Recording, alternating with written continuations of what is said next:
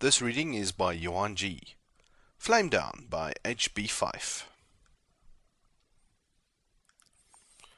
Charlie Holmes lost touch with reality amid rending and shattering sounds that lingered dimly.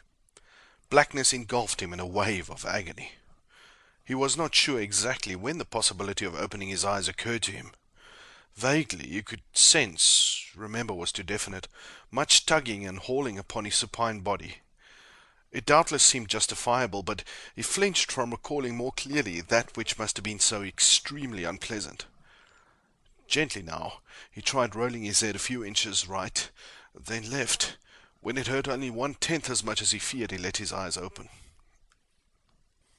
"Hello," rasped the bulbous creature squatting beside his pallet. Charlie shut his eyes quickly and very tightly. Something with a dampish, spongy tip, probably one of the grape-red tentacles he had glimpsed, prodded his shoulder. "Hello," insisted the scratchy voice. Charlie peeped wearily, was strapped at it, and opened his eyes resignedly. "Where the hell am I?" he inquired. It sounded very trite, even in his confused condition. Sections of the dark red skin before him, especially on the barrel-shaped belly, quivered as he spoke. "Surely," grated the remarkable voice, "you remember something." "The crash!" gasped Charlie, sitting up abruptly. He held his breath, awaiting the knifing pain it seemed natural to expect. When he felt none, he cautiously fingered his ribs, and then a horrid thought prompted him to wiggle his bare toes. Everything seemed to be in place. He lay in a small room on a thin pallet of furs. Floor and walls of slick ochre clay reflected the bright outside light pouring through a wide doorway. "What's all the sand?" he demanded, squinting at the heat waves outside. "You do not recognize it? Look again, Earthman." Earthman, thought Charlie. It must be real. I can still see him. What a whack on the head I must have got. "You are in pain?" asked the creature solicitously. "Oh, no, just... I can't remember the crash, and then..." "Ah, yes, you have not been conscious for some time."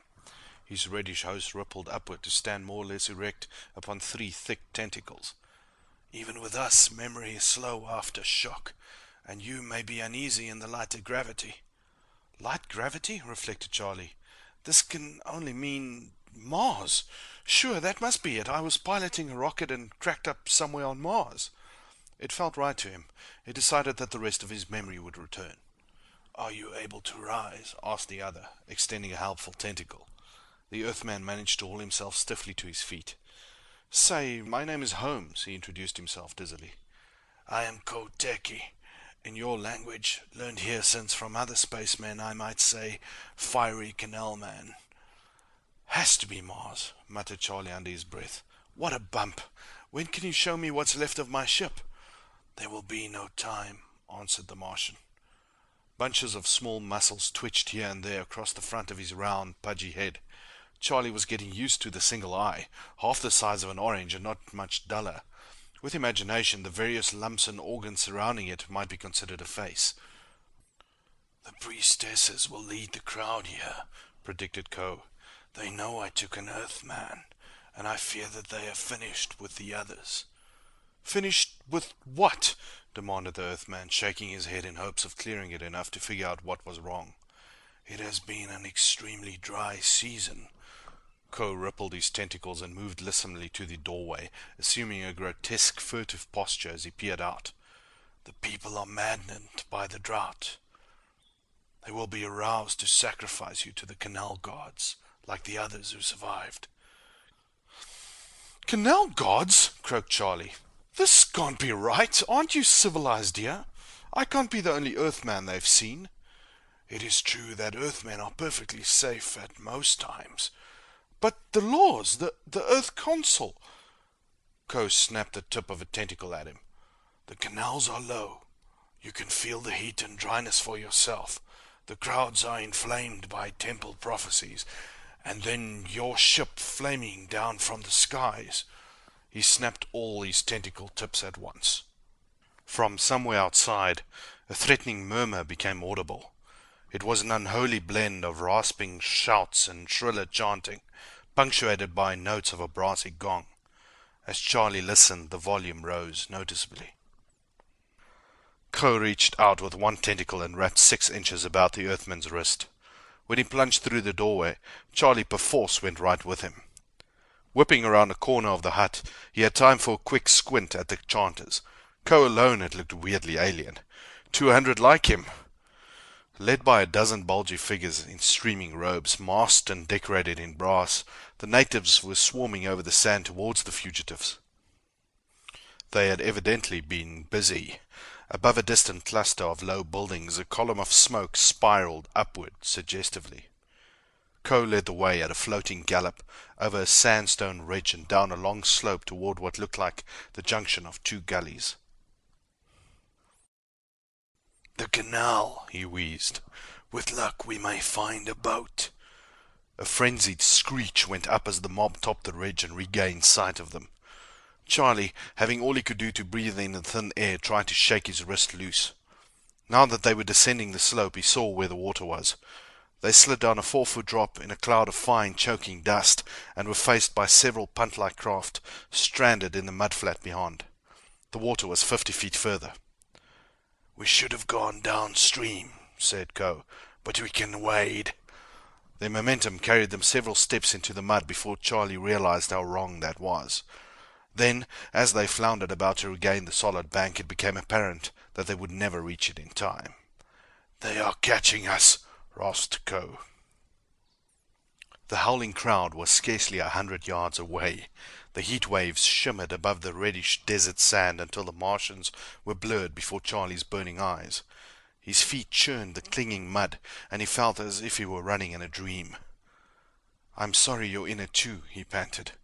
"It does not matter. I act as I must." The Earthman rubbed sweat from his eyes with the back of a muddy hand. "Everything is wrong," he mumbled. "I still can't remember cracking up the ship. Why did I always want to be a rocket pilot? Well, I made my bed." The oncoming figures wavered and blurred in the heat. Ko emitted a grating sound reminiscent of an earthly chuckle. "As do all you mortals who finally have to lie in them," he rasped.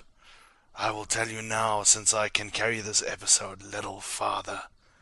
You have never piloted a spaceship." Charlie gaped at him incredulously. What about the wreck?" "It was a truck that hit you, Charles Holmes. You have no more sense than to be crossing the street with your nose in a magazine just purchased on the corner." With some dulled, creeping, semi-detached facet of his mind, Charlie noted that the running figures still floated above the sand without actually drawing near. Do you mean I'm "Of course you are," grated Ko amiably. "And in view of certain actions during your life, there will be quite a period of, shall we say, probation. When I was assigned to you, your reading habit suggested an amusing series of variations. You cannot know how dull it is to keep frustrating the same old dreams." "Amusing?" repeated Charlie, beyond caring about the whimper in his tone. The mob was dissolving into thin smoke, and the horizon was shrinking. Ko himself was altering into something redder of skin, but equipped with a normal number of limbs, discounting the barbed tail. The constant heat of the desert began at last to seem explicable.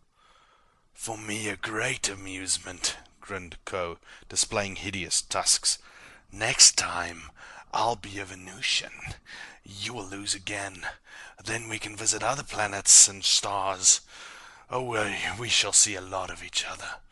He cheerfully polished one horn with a clawed finger. "You won't enjoy it," he promised. End of Flamedown by H.B. Fyfe. Recorded by Yuan G. in Pretoria, South Africa.